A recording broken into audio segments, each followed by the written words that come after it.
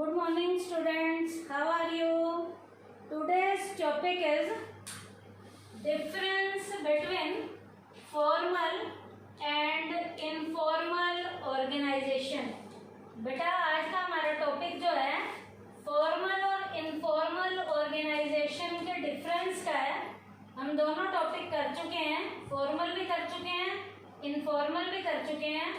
आज हम जो इसका डिफरेंस करेंगे बेटा टी शेप में करेंगे, किसकी हेल्प से? बेसिस ऑफ डिफरेंसेस की हेल्प से।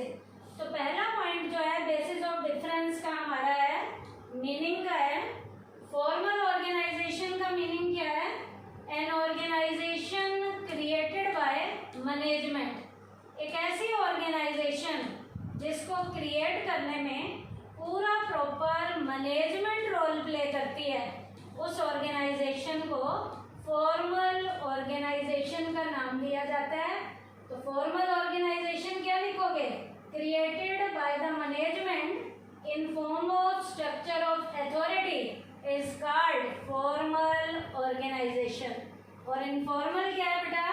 N organization born out of mutual relationship. एक ऐसी ऑर्गेनाइजेशन जो म्यूचुअल रिलेशन के कारण बोर्न होती है, क्रिएट होती है, उस ऑर्गेनाइजेशन को इनफॉर्मल ऑर्गेनाइजेशन का नाम देते हैं। तो इनफॉर्मल क्या है?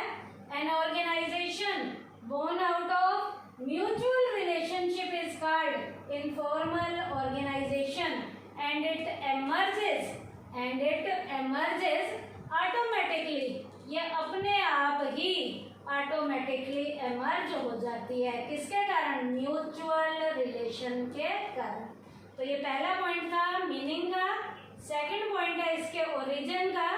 फॉर्मल में it is established because of rules and regulation. Formal organization को एस्टेब्लिश करने में उस ऑर्गेनाइजेशन के प्रॉपर रूल्स और रेगुलेशन रोल प्ले करते हैं।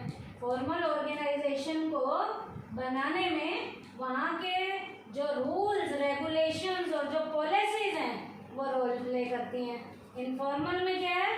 It is establish because of social relationship. Informal organization social relationship के कारण एस्टेब्लिश होती है। फॉर्मल जो है रूल्स और रेगुलेशन के कारण, पॉलिसीज के कारण एस्टेब्लिश होती है, और इनफॉर्मल ऑर्गेनाइजेशन सोशल रिलेशनशिप के कारण एस्टेब्लिश होती है। थर्ड पॉइंट है इसका अथॉरिटी का। फॉर्मल ऑर्गेनाइजेशन में authority is born out of post. Formal में अथॉरिटी किसके कारण पैदा होती है? पोस्ट के अकॉर्डिंग पैदा होती है। तो जब पोस्ट के अकॉर्डिंग पैदा हो रही है तो इसका स्लोप क्या होगा? डाउनवर्ड होगा। तो हम लिखेंगे ऑर्गेनाइजेशन मूव्स डाउनवर्ड। क्यों? क्योंकि authority is born out of post. ये तो था फॉर्मल में। और इनफॉर्मल में आएगा authority is born out of inter relationship. या हमारे क्या है, जो हमारी जो इंडिविजुअल लेवल की जो हमारे वर्च्यूज हैं, इंटर रिलेशनशिप के कारण इंडिविजुअल जो वर्च्यू हमारे पैदा हो रहे हैं, उसके कारण अथॉरिटी को पैदा किया जाता है। तो यहाँ अथॉरिटी जो पैदा होगी उसका स्लोप डाउनवर्ड भी होगा और हॉरिजेंटल भी होगा। डाउनवर्ड का मतलब होता है ऊपर से नीचे, हॉरिजेंटल होता है बिल्कुल पैरेलल एक्स एक्सिस के। तो यहाँ अथॉरिटी डाउनवर्ड भी आएगी, हॉरिजेंटल भी आएगी, क्योंकि अथॉरिटी किसके कारण पैदा होती है? Out of individual virtue. Individual level की वर्च्यू के कारण यहाँ अथॉरिटी पैदा होती है। तो फॉर्मल में अथॉरिटी का स्लोप डाउनवर्ड था, इनफॉर्मल में डाउनवर्ड भी है और हॉरिजेंटल भी है। उसके बाद फोर्थ पॉइंट है बिहेवियर का। फॉर्मल ऑर्गेनाइजेशन का बिहेवियर है इज प्री डिटरमाइंड, पहले से निर्धारित है। क्यों? It means that it is known before and. हमें पहले से ही पता होता है हु विल डू व्हाट, किसने क्या करना है। How will he do it, वो इसे कैसे करेगा। Who will be the boss, कौन उसका बॉस होगा, and who will be the subordinate, कौन उसका सबऑर्डिनेट होगा। तो यहाँ का बिहेवियर पहले से निर्धारित है, तो क्या लिखा जाएगा? Behaviour is pre determined. और उसका behaviour is not pre determined. Behaviour पहले से निर्धारित नहीं है।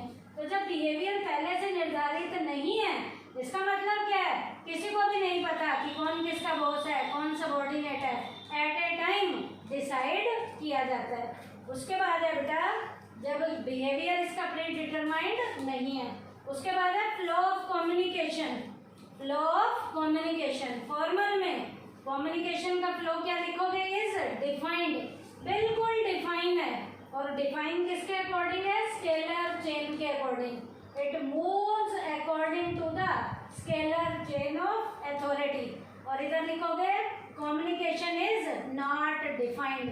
नॉट डिफाइंड का मतलब है स्केलर चेन के अकॉर्डिंग नहीं है।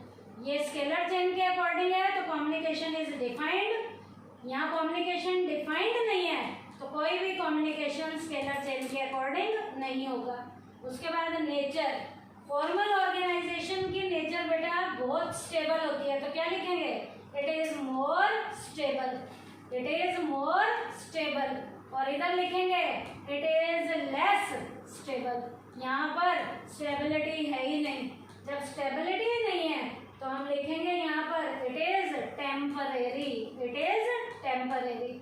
फॉर्मल मोर स्टेबल है नेचर और इनफॉर्मल टेम्परेरी है। उसके बाद है लीडरशिप पॉइंट। यहाँ लीडरशिप फॉर्मल में because of their high ranks managers are the leaders.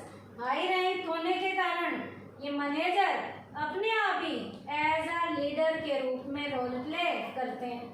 और इनफॉर्मल में मैनेजर लीडर का रोल प्ले नहीं करते। The leader is elected. Leader को चुना जाता है। तो आज के टॉपिक में हमने क्या किया? फॉर्मल और इनफॉर्मल का डिफरेंस हमने टी शेप में किया था। और इस डिफरेंस के बेसिस ऑफ डिफरेंस के 7 पॉइंट थे। पहला मीनिंग का, दूसरा ओरिजिन, तीसरा अथॉरिटी, चौथा बिहेवियर, पांचवा फ्लो ऑफ कम्युनिकेशन, छठा नेचर और लास्ट लीडरशिप। थैंक यू बेटा। Thank you.